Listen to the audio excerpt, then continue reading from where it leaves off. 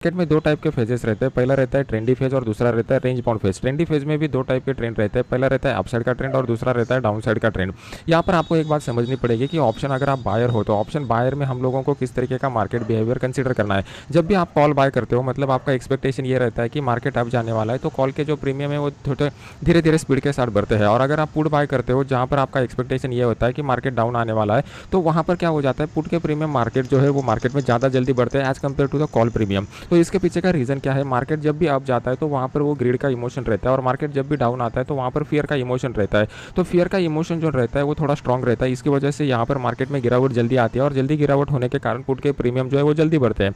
तो जब भी आपको डाउन ट्रेंड का इंडिकेशन मिलेगा तो वहाँ पर आप क्वांटिटी जो है वो मनी मैनेजमेंट के हिसाब से जो भी आपका क्वांटिटी रहेगा वहाँ पे आप उस क्वांटिटी के साथ बाय कर सकते हो। जब भी आपको ट्रेंडी मोमेंटम में अपसाइड का मोमेंटम रहेगा तो यहाँ से पुट बाय करने से कॉल बाय करने में आप थोड़ा सा क्वांटिटी कम रख सकते हो। और जब भी मार्केट रेंज बाउंड रहेगा यहाँ पर एकदम मिनिमम क्वांटिटी के साथ आपको ट्रेड करना पड़ेगा, क्योंकि यहाँ पर प्रीमियम डीके का जो रिस्क रहता है वो सबसे ज़्यादा रहता है। अभी उस तरीके का मार्केट आप लोगों को यहाँ पर आने वाले वीक में देखने को मिलने वाला है। तो एक बात समझ के रखिए कि हम लोगों को कम क्वांटिटी के साथ ही ट्रेड करना पड़ेगा। That is the professional approach to the trade. Market में हर दिन दिवाली की उम्मीद मत रखिए। मार्केट में जो है वो मार्केट के हिसाब से चलेगा। हम लोगों को मार्केट के हिसाब से चलने के अलावा कोई भी चारा नहीं है। तो ये वीकली चार्ट का एनालिसिस कंप्लीट हो गया। अभी डेली चार्ट के ऊपर जाते हैं। तो डेली चार्ट में हम लोगों को फ्राइडे का कैंडल क्या इंडिकेट कर रहा है, पहले सिंगल कैंडल का एनालिसिस कर लेते हैं। तो फ्राइडे में आप इसको दोजी कैंडल या हाई वेव कैंडल बता सकते हो। यहाँ पे ऊपर की साइड में बायर ने अपनी तरफ से कोशिश की, नीचे की साइड में सेलर ने अपनी तरफ से कोशिश की, और मार्केट जो है वो इन बिटवीन आके क्लोज हो गया। तो मार्केट में जो है वो इनडिसीजन का फेज बना हुआ है। मतलब ये जो सिंगल कैंडल है, सिंगल कैंडल कुछ भी एनालिसिस हम लोगों को नहीं दे रही है। मार्केट अगर एक अप ट्रेंड के ऊपर रहता और यहाँ पर दोजी कैंडल बन जाता तो इसका इंटरप्रिटेशन हम लोग कर सकते हैं। लेकिन मार्केट जो है वो एक रेंज बाउंड फेज बनाया हुआ था, उस रेंज बाउंड फेज का एक ब्रेकआउट हो चुका है और उसके बीच से दोजी कैंडल बन चुका है। तो इसका टेक्निकल लैंग्वेज में कुछ भी इंटरप्रिटेशन नहीं आता। आप अगर हिस्टोरिकल चार्ट के ऊपर जाके इस तरीके के सिनेरियो को टेस्ट करोगे तो आपको पता चलेगा कि यहाँ पर मार्केट रेंज बाउंड भी रह सकता है, ऊपर भी जा सकता है, नीचे भी जा सकता है। कौन सा भी ट्रेडिंग स्ट्रेटजी फॉर्मुलेट करने का एक सिंपल टेक्निक मैं आपको यहाँ पर बताना चाहता हूँ। आपको क्या करना है, हिस्टोरिकल चार्ट के ऊपर जाना है। हिस्टोरिकल चार्ट में आपको देखना है कि बड़े मोमेंटम कहाँ पर आए हुए हैं। बस इसी बड़े मोमेंटम के एक 20 एग्जाम्पल आपको लेने हैं, 20 एग्जाम्पल अप साइड के लेने हैं, 20 एग्जाम्पल डाउन साइड के लेने हैं, और फिर वहाँ पर पैरामीटर ऐड करना चालू कर देना है कि ये पैरामीटर में ये रीडिंग आया था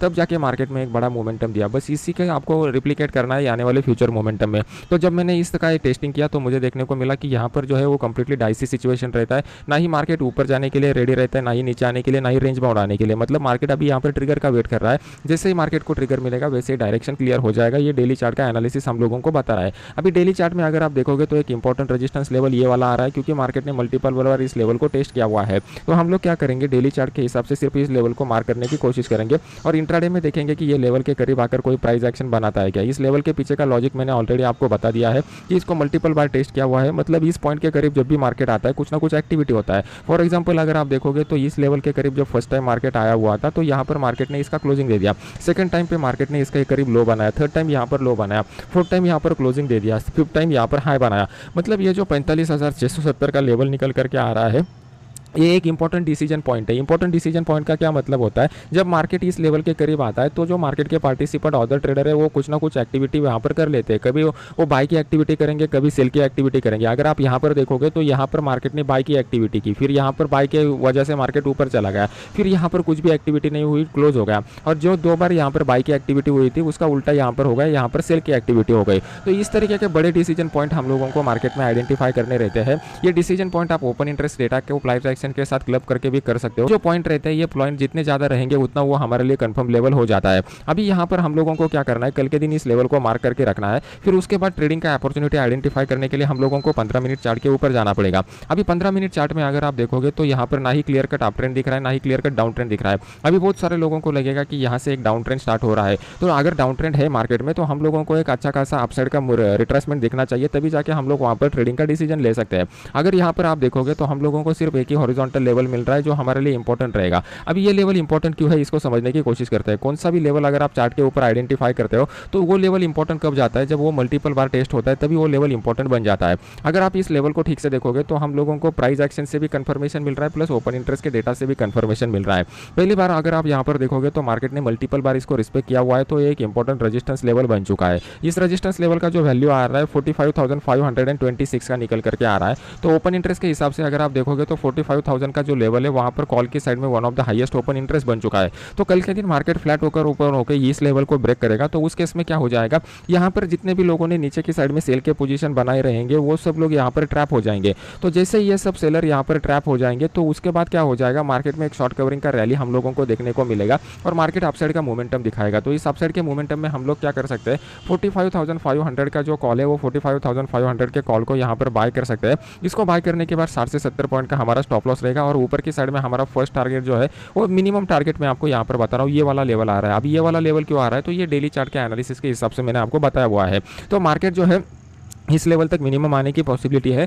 यहाँ पर इतना ही इंट्राडे चार्ट के ऊपर इतना ही हाई प्रोबेबिलिस्टिक अपॉर्चुनिटी देखने को मिल रहा है। मार्केट में दूसरा कोई भी अपॉर्चुनिटी, ना ही डाउन साइड का अपॉर्चुनिटी मिल रहा है, ना ही यहाँ पर इस ट्रेंड लाइन का कुछ अपॉर्चुनिटी मिल रहा है। तो जब तक अपॉर्चुनिटी नहीं रहेगा तो मैं जानबूझकर आपको अपॉर्चुनिटी नहीं दिखा सकता, सिर्फ एक ही अपॉर्चुनिटी यहाँ पर दिख रहा है।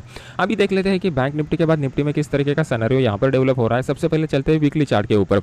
वीकली चार्ट में देखेंगे कि ओवरऑल मार्केट का सेंटीमेंट क्या चल रहा है। मार्केट में पिछले 4 वीक का अप ट्रेंड हो चुका है और यहाँ पर एक शूटिंग स्टार कैंडल पैटर्न बन चुका है। शूटिंग स्टार कैंडल पैटर्न ये दिखाता है, इंटरप्रेट करता है कि जो प्रीवियस वाला ट्रेंड रहेगा वो प्रीवियस वाले ट्रेंड को अभी पॉज लगेगा, मतलब वो ट्रेंड इमीडिएट कंटिन्यू नहीं होगा। तो उसका इंटरप्रिटेशन के बाद हम लोगों ने ये डिस्कस किया हुआ था कि मार्केट को अगर अपसाइड को जाना है तो इस लेवल को ब्रेक करना पड़ेगा और मार्केट अगर इस लेवल के नीचे आता है तो मार्केट में डाउन साइड का मोमेंटम होगा और इन बिटवीन रहेगा को मार्केट रेंज बाउंड रहेगा।